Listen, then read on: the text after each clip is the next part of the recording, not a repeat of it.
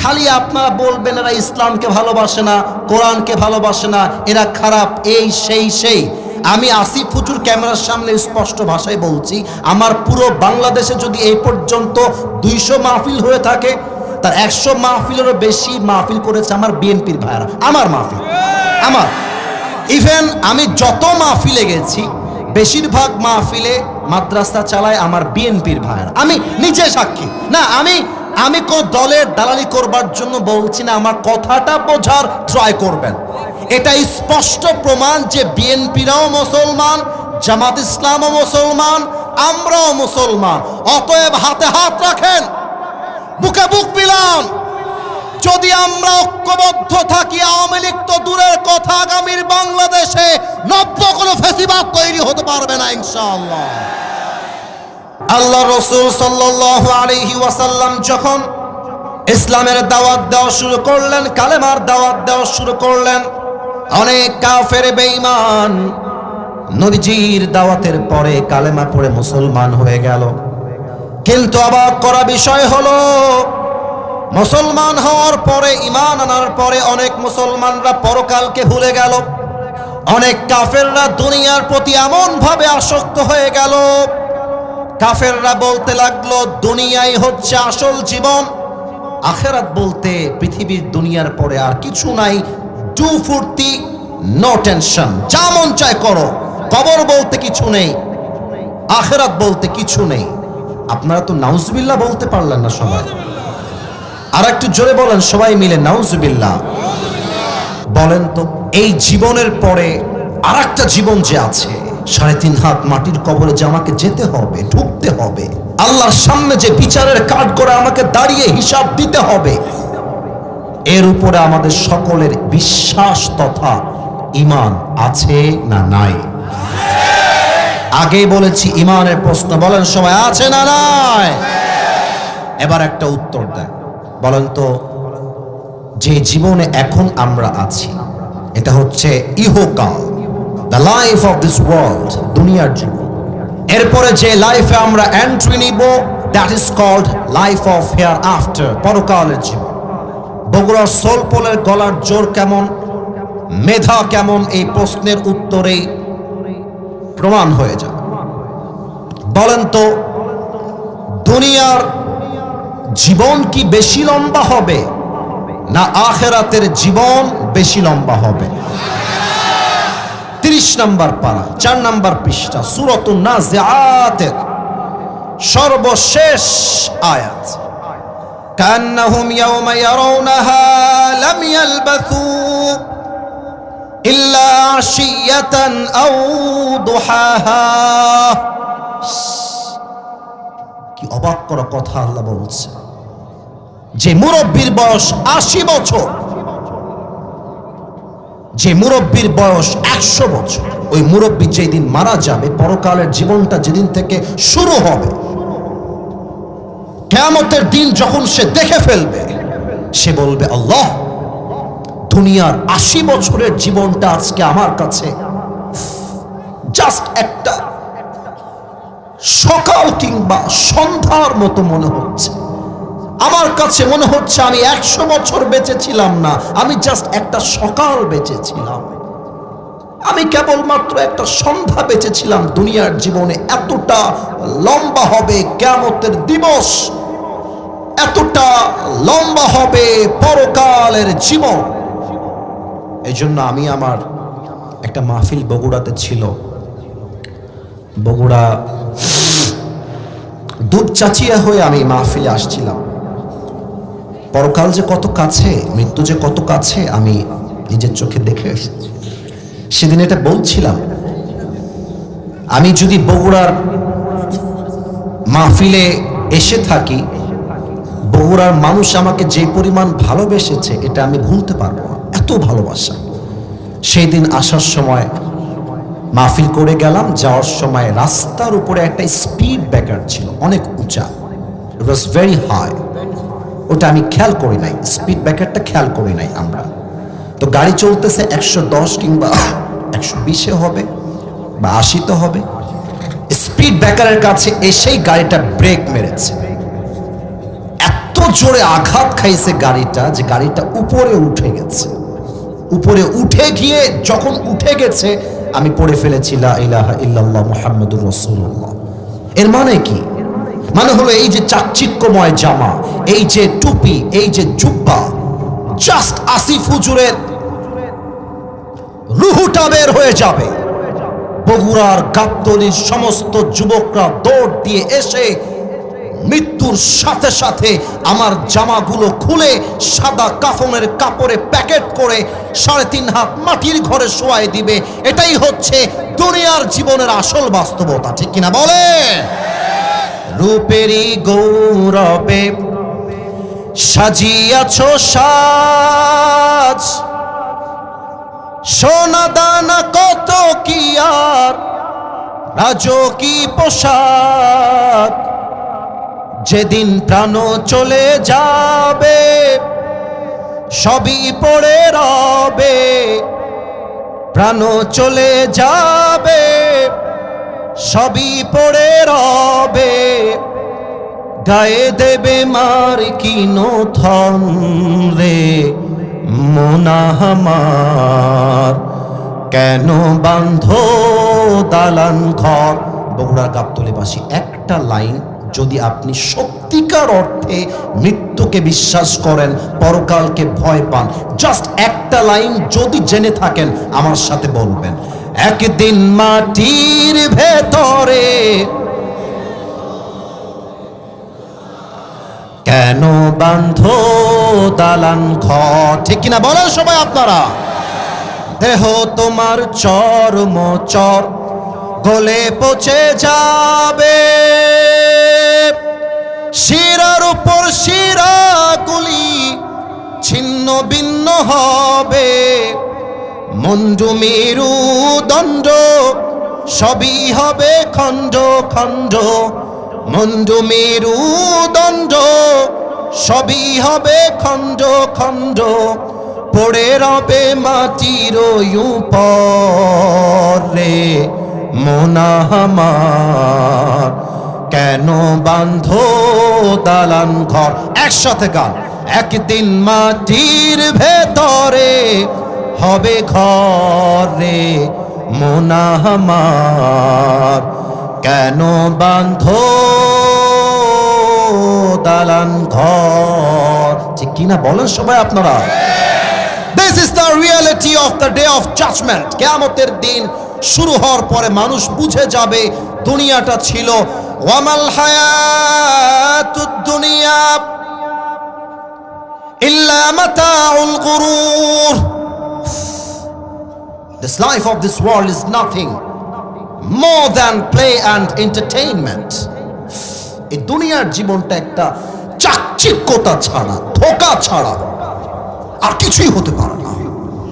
আমার একটা তাবলীগের অভিজ্ঞতা আছে আমার জীবনে। আমি 3 দিনের জন্য তাবলীগে বের হয়েছিলাম মাদ্রাসা থেকে।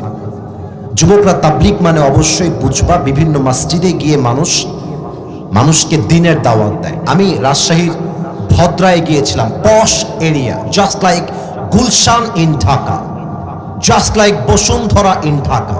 ঢাকার বসুন্ধরা গুলশান যেমন ভিআইপি, রাজশাহীর ভদ্রা তেমন ভিআইপি এরিয়া।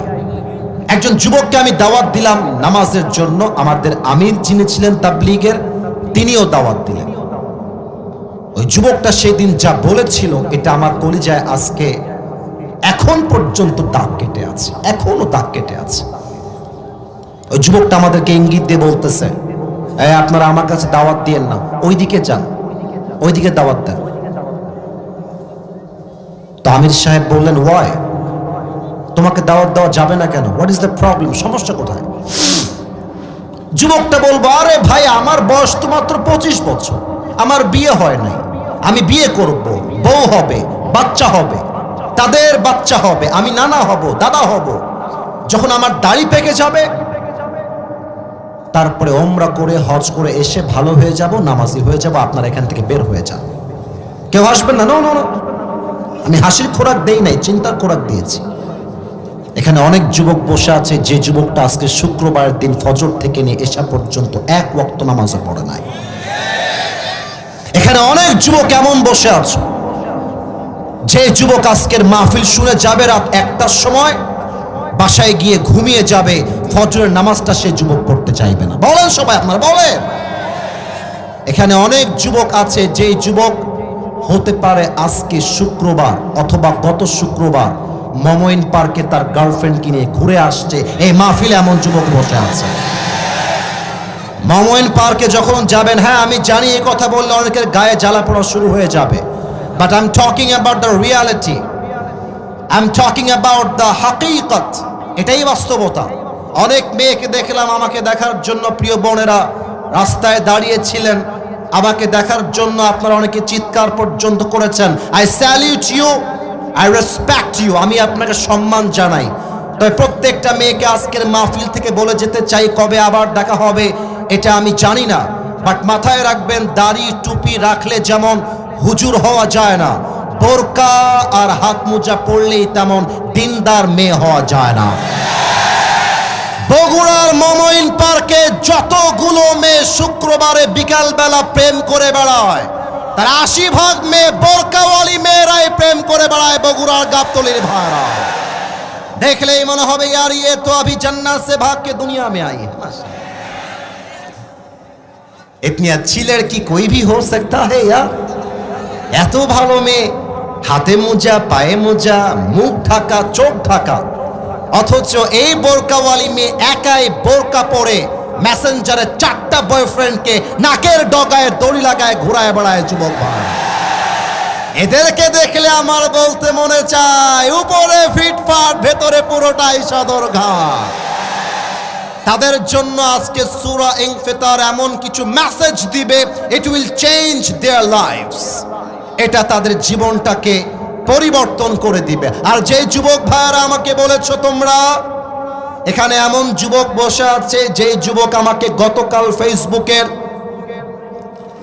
মেসেঞ্জারে মেসেজ দিয়েছে, হুজুর কবে মরে যাব তার তো হিসাব নাই, বাপ তো আমাকে বিয়ে টিয়ে দিচ্ছে না, আমি তো মনে হয় সিঙ্গেলই মরে যাব দুনিয়ার থেকে। তো লিখেছে, বগুড়া গাবতলী আপনি আগামীকাল আসবেন, একটু বলে দিয়েন। আমিও আজকে আমার তাফসীরের মাঝে একটা পয়েন্ট উল্লেখ করে দিয়ে যাই। আব্বাজান, কিয়ামতের দিন আপনার সবচাইতে বড় আফসোস হবে, আপনার ছেলের বিয়ের বয়স হওয়ার পরেও আপনি কেন বিয়ে দিলেন না, এই নিয়ে আপনার সবচেয়ে বড় আফসোস হবে। আসুন আমরা আয়াত ভিত্তিক তাফসীরে ঢুকে যাই। যুবক ভাইয়েরা, আমার কথা কি বোঝা যায় নাকি যায় না বলো? إذا السماء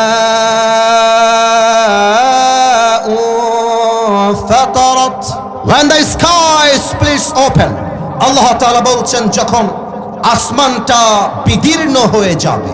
وإذا الكواكب انتثرت when the stars fall away, তারকাগুলো নিক্ষিপ্ত হয়ে পৃথিবীর দিকে দিকে ছিটকে ছিটকে পড়বে।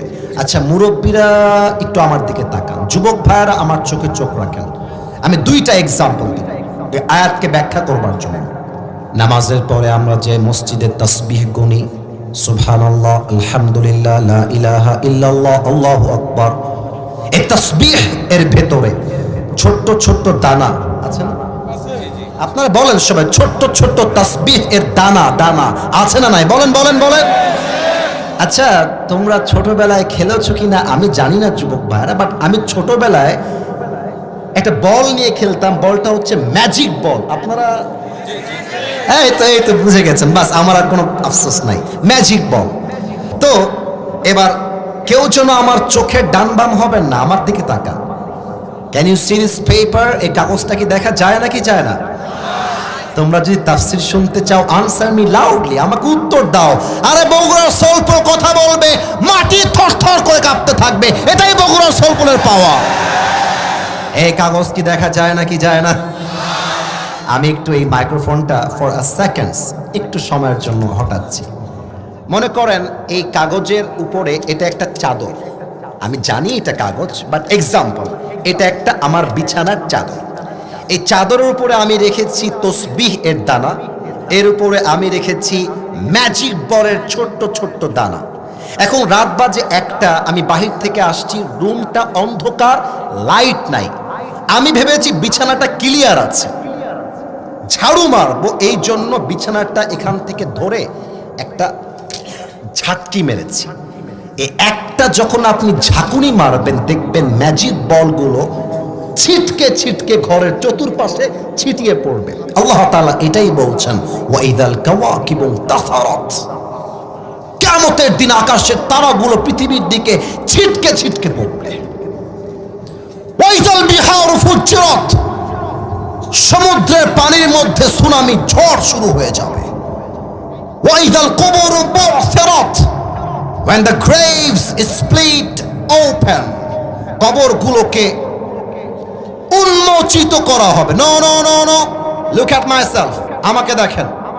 ওরা চিৎকার করেছে আবার চুপও হয়ে যাবে, নট আ বিগ ডিল, তাফসীর মিস করা যাবে না। আপনাদের এলাকায় কবর এখান থেকে কয় মিনিট দূরে হবে? কবরস্থান কয় মিনিট দূরে এখান থেকে? 5 মিনিট, 10 মিনিট? 10 মিনিট। আচ্ছা, এখানে যদি স্কুলে কোনো ছাত্র থেকে থাকো, স্কুলে পড়ো, একটু হাত তুলবা। স্কুলে পড়ো কেউ আছো? অনেকে আছে। হাত নামাও, হাত নামাও, হাত নামাও। না না, আমি হাত নামাইতে বলছি, বাস এনাফ। আমরা স্কুলে যাওয়ার সময় ঘাড়ে একটা ব্যাগ নেই না? কথা না বললে কাকে ওয়াজ করবো? ব্যাগ নেই না? ব্যাগ নেই না? আমিও তো স্কুলে পড়ছি রে ভাই, আমরা তো স্কুলের অনেকে ছাত্র সবাই। আচ্ছা, ব্যাগে দেখবেন আমরা পেন্সিল নেই, রবার নেই, আমরা জ্যামিতি বক্স নেই, খাতা নেই, কলম নেই, বই নেই। এখন আমি আসিফ হুজুর ক্লাস 3-তে পড়ি, কথার কথা। আমার স্কুল ব্যাগে সব রেখেছি, আবার ওই ব্যাগের ভেতরে আমি আমার সাইকেলের চাবিটাও রেখেছি। কথা কি বোঝা যায় না? কি যায় না?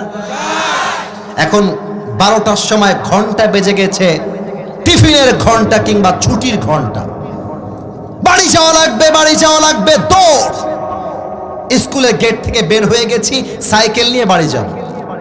এখন চাবি কই, চাবি কই, কিরে কিরে কিরে, চাবি তো আর পাইতেছি না। চাবি তো রাখছি ব্যাগে। এখন ব্যাগটাতে যে চাবি রেখেছি আমি কি করব? চাবি যদি না পাই আমি কলম, খাতা, বই সবগুলোকে তন্ন তন্ন করে উল্টায় ফেলবো জাস্ট চাবিটা পাওয়ার জন্য। এই যে তন্ন তন্ন করে খোঁজা, আল্লাহ তাআলা বলছেন ওয়াইযাল কুবুরু বু'থিরাত, যেখানে যাকে যেমন ভাবে দাফন করা হয়েছে তাকে সেখান থেকে তেমন করে তন্ন তন্ন করে খুঁজে কিয়ামতের দিন আল্লাহর সামনে দাঁড় করিয়ে দেওয়া হবে। আল্লাহু আকবার। কিয়ামত বেসিক্যালি স্টার্ট হবে 3টা ফুয়ের মাধ্যমে। আমি একদম হাদিসটাকে প্র্যাকটিক্যালি বোঝাই। Give me a few moments, একটু সময় দেন। এটা কিন্তু আবার বিড়ি না, এটা বিড়ি না, এটা হচ্ছে একটা বাঁশি। আপনারা একটু জোরে বলবেন, এটার নাম কি? সিঙ্গা, বাঁশি। এই যে আমরা এখন ওয়াজ করছি, রাত বাজে 9:32। এই মুহূর্তে ইসরাফিল আলাইহিস সালাম সিঙ্গাটা নিয়ে exactly, look at my face, আমাকে দেখেন, এক্স্যাক্টলি সিঙ্গাটা নিয়ে এমন ভাবে দাঁড়িয়ে আছে, just waiting for the green signal, অপেক্ষায় আছে। আল্লাহ বলবে ফু মার, একটা ফু দিবে, বাস কিয়ামতের লীলা খেলা শুরু হয়ে যাবে। প্রথম ফু দেওয়ার সাথে সাথে পাহাড়গুলো ধ্বনিত তুলার মতো উঠতে থাকবে, মানুষগুলো বিক্ষিপ্ত পতঙ্গের মতো নিক্ষিপ্ত হবে। আল্লাহ বলবে ইয়া ইসরাফিল, আর একটা ফু মার, আর একটা ফু দিবে। দ্বিতীয় ফু দেওয়ার সাথে সাথে মানুষ, জিন, ফেরেশতা সব শেষ, সব, কেউ বাকি থাকবে না। আল্লাহ ডাক দিয়ে বলবে মালাকাল মউত, ইয়া মালাকাল মউত আখবিরনি মান ইয়াবকা, বল তো পৃথিবীতে আর কে বাকি আছে? মালাকুল মউত বলবে আল্লাহ কেউ বাকি নাই, আমি আছি, জিবরাইল আছে, মিকাইল আছে, ইসরাফিল আছে, and you, and nobody left in this world. আর পৃথিবীতে কেউ বাকি নেই, একমাত্র আমরা 4 জন আর আপনি। আল্লাহ বলবে মালাকুল মউত বের হ, জিবরাইল, মিকাইল, ইসরাফিল সবার রূহ কবজ করে আমার কাছে আয়, সবার রূহ কবজ হয়ে যাবে। আল্লাহ, তোমার ফেরেশতা তোমার সামনে হাজির হয়ে গেছে, আল্লাহ কি হুকুম তাই বলো। আল্লাহ বলবে, ইয়া মালাকাল মাউত আখবিরনি মান ইয়াবকা, আর কে বাকি বল। এবার মালাকুল মউত থরথর করে কাঁপতে থাকবে আর বলবে, আল্লাহ এবার তো পৃথিবীতে তুমি আর আমি ছাড়া কেউ বাকি নাই, তুমি আছো আর আমি আছি। আল্লাহ বলবে, মালাকুল মউত মত, এবার তুই মরে যা, তুই মর। মালাকুল মউত শুনে বলবে, আল্লাহ আমি কেন মরব, আমি না সবাইরে মারলাম, আমি কেন মরব। আল্লাহ বলবে, মত ফাইন্নাকা খালকুম মিন খালকিল্লাহি তাআলা আযজা ওয়া জাল্লা, মরে যা, তুইও আমার সৃষ্টির মাঝে একটা সৃষ্টি। কুল্লু নাফসিন যায়িকাতুল মউত, everybody has to take the test of death. প্রতিটা নফসকে, প্রতিটা প্রাণীকে মৃত্যুর স্বাদ গ্রহণ করতেই হবে, তুইও মরে যা। বাস, মালাকুল মউত মরে যাবে, কেউ নয়। আল্লাহ বলবেন, লিমানিল মুলকুল ইয়াউম, who belongs the kingdom today, আজকের দিনের রাজত্ব কার। জবাব দেওয়ার মতো কেউ থাকবে না। যে আওয়ামী লীগ বলতো এই দেশটা আমার, এটা আমার বাপের মাটি, দাদার মাটি, তারা কোথায়? আল্লাহ বলবে, কোথায় আছিস আয়। জবাব দেওয়ার মতো কেউ থাকবে না। আল্লাহ নিজেই বলবেন, লিল্লাহিল ওয়াহিদিল কাহ্হার, আজকের দিনের রাজত্ব মহারাগে রাগান্বিত এক রবের জন্য। আওয়াজ দিয়ে বলেন সবাই, সেই রবকে। আল্লাহ আমার রব। এরা অনেক ভালো, ওরা আমার সাথে গেয়েছে। আর একবার, আল্লাহ আমার রব, দমে দমে তনু মনে তারি অনুভব। তোমার দুনিয়াতে আমি যেদিকে তাকাই, অথই নেয়ামতে ডুবে আছি সবাই। পাখ পাখালির কণ্ঠে শুনি তাসবিহ কলো রব, তাসবিহ কলো রব। আল্লাহ আমার রব, এই রবই আমার সব। বলেন সবাই, রবকে। এবার যখন সবাই শেষ, আল্লাহ বলবে, ইসরাফিল এবার তুই আবার জীবিত হয়ে যা। ইসরাফিল জীবিত হয়ে দাঁড়িয়ে যাবে। আল্লাহ বলবে, ইসরাফিল এবার তোর শেষ ফু তথা 3 নাম্বার ফু দিয়ে দে।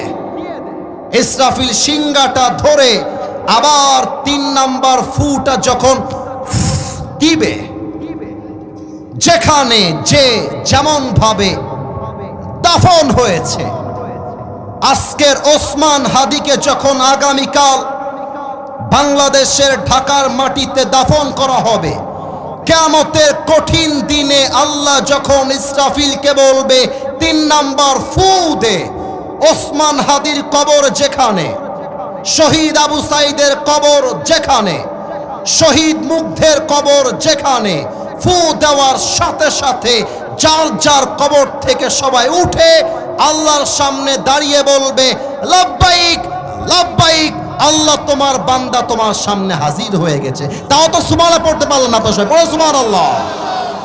এবার আসেন সর্বশেষ আয়াতের তর্জমা এবং ব্যাখ্যায় চলে যাই। আমার কাছে সময় আছে আর মাত্র 5 মিনিট। ওরা যাচ্ছে, তো ওদেরকে ধমক দিয়েন না, ওরা মাহফিল কমিটির পক্ষ থেকেই গেছে। এত বড় একটা মাহফিল ভাই, একটা চারটিখানি কথা নয়। কি যে কষ্ট কমিটির উপর থেকে গেছে, এটা বোঝাবার ভাষা আপনার নাই, আমার কাছেও নাই। সারাটা দিন পাগলের মতো খেটেছে, মাথার ঘাম পায়ে ফেলে বুকের তাজা রক্তকে পানি করে তারা মাহফিল করেছে। আপনারা অনেকে জানেন যে বগুড়ার কোনো একটা মাহফিলে আমাকে একজন ভাই বাধা দিয়েছিলেন, এটা আপনারা হয়তো বা হ্যাঁ ফেসবুকে আপনারা দেখেছেন। একটা বিষয়কে আমি ক্লিয়ার করতে চাই। বিষয়টা হচ্ছে এই রকম যে ছোট্ট একটা কথা আমি না বলে পারছি না, যেটা এখানে আমার বিএনপির ভাইরা বসে আছেন। বিএনপির ভাইরা আজকে অনেক টাকাও দিয়েছেন। দেখেন, বাংলাদেশে এখন সবচেয়ে বড় দল হচ্ছে 2টা। আমি রাজনৈতিক আলাপ করছি না, আমি যা বলছি নিরপেক্ষ কথা। এক হচ্ছে বিএনপি বড় দল, এক হচ্ছে জামাত ইসলাম, এটাও বড় দল।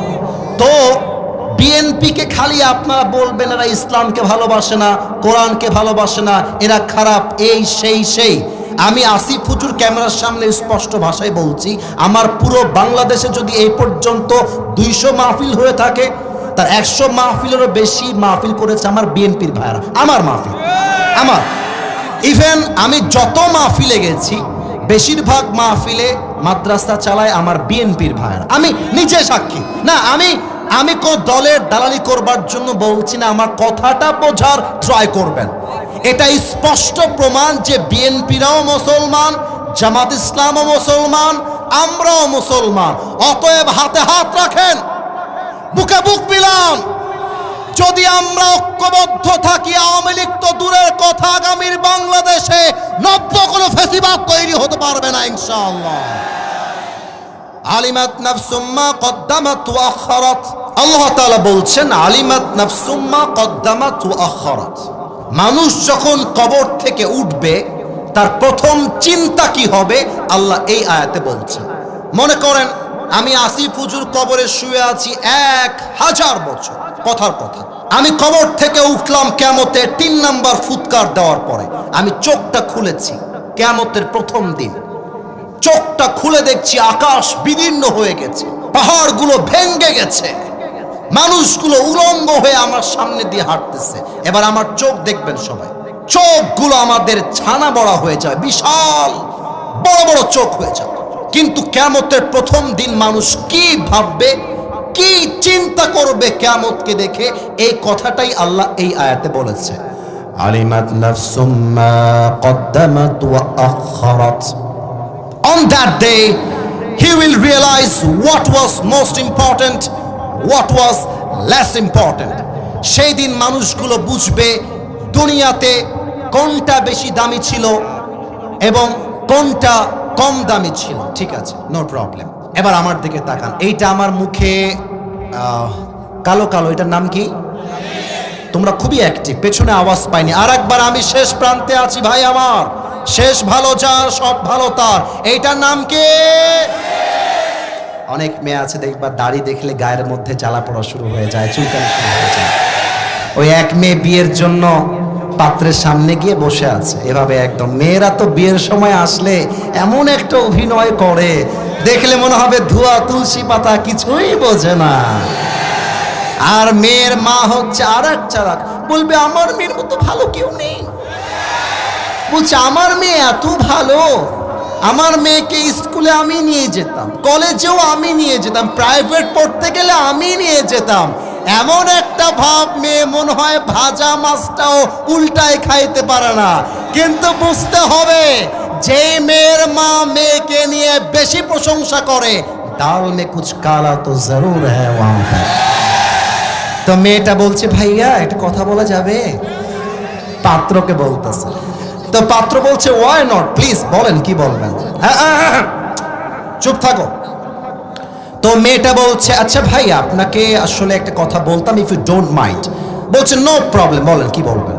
তো বলছে আপনার মুখে যে চাপ দাড়িটা আছে একটু ক্লিন শেভ করে নেওয়া যায় না দাড়িগুলো? তো যুবকটা বলছে কেন ক্লিন শেভ করবো, what's the problem with it, কি সমস্যাটা কোথায়? বলছে দাড়িটা রেখে কেমন যেন আপনাকে চাচা চাচা লাগছে, বয়স্ক লাগছে। তো যুবক আবার খুব চালাক, যুবক বলছে ও আচ্ছা আপু তাই, মানে দাড়ি কাটলে আমাকে ভালো লাগবে তাই তো? বলছে yes yes, you will look very younger after cutting your beard, দাড়িটা কেটে ফেলেন। তো যুবকটা বলছে প্রিয় বোন আমার মনে হয় কি জানেন, আমার কাছে আপনার মতো মেয়ের চাইতে আমার দাড়ি অনেক বেশি দামি। আর যেহেতু আপনার মতো মেয়ের জন্য আমি দাড়িওয়ালা সিংহ পুরুষ পারফেক্ট নই, তো আপনার মতো মেয়ের জন্য বিটিএস এর হিজড়া ছাড়া সেকেন্ড কোন অপশন আমার কাছে নাই যুবক। আরে যে মেয়ে আমাকে দাড়ির জন্য বিয়ে করতে চায় না, সে তো আমার বাড়ির বউ হওয়ার যোগ্যতাই রাখে না। আর যে মেয়ে আমাকে দাড়ির জন্য বিয়ে করতে চায়, সেই তো আমার বাড়ির বউ হওয়ার যোগ্যতা রাখে। এক নাম্বার, কিয়ামতের দিন আপনি বুঝবেন দাড়িটা কত দামি ছিল। 2 নাম্বার এক্সাম্পল, যুবক তোমরা একটু কান খাড়া করো। আচ্ছা একটু আমার দিকে তাকাও, এটা হচ্ছে স্মার্টফোন, এটার নাম কি ফোন? সামনে আওয়াজ ভালো, পেছনে আওয়াজ নাই। আমার লাস্ট কথা বলছি, রেসপন্স করেন। এটা স্মার্টফোন। এটা কি ফোন? অনেক যুবকের মোবাইল ফোনটা চেক করলে এখন দেখা যাবে তার মোবাইল ফোনে অনেক উলঙ্গ নারীর ভিডিও ছবি রাখা আছে। অনেক যুবকের মোবাইল ফোনটা চেক করলে পাওয়া যাবে যুবকটা আজকে বগুড়ার গাবতলীর মাহফিলে এসে মেসেঞ্জারে তার গার্লফ্রেন্ডকে মেসেজের রিপ্লাই পর্যন্ত করেছে। কিয়ামতের দিন যুবকটা হায় হুতাশ করে বলবে, আহা, আমি যদি হারামে না থেকে হালাল ভাবে বিয়ে করতে পারতাম, তবে কিয়ামতের দিন আজকে আমাকে এই আফসোসের কাতারে দাঁড়াতে হতো না। ইভেন অনেক বাবা যারা দাড়ি রাখে, টুপি পরে, আর ছেলের বয়স 25 পার হয়ে যায়, বিয়ে দিতে চায় না, বলে নিজের পায়ে দাঁড়িয়ে বিয়ে কর। আব্বা জান, আমি আপনার পায়ে হাত রেখে বলে গেলাম, আপনার ছেলের বিয়ের বয়স হওয়ার পরেও যদি আপনি বিয়ে না দেন, আপনার ছেলে যদি মামইন পার্কে ঘুরে বেড়ায়, আপনার মেয়ে যদি বগুড়া শহরে গিয়ে প্রেম করে, বিয়ে না দেওয়ার জন্য প্রত্যেকটা গুনাহের দায়ভার কিয়ামতে আপনাকে আপনার কাঁধে বহন করতে হবে।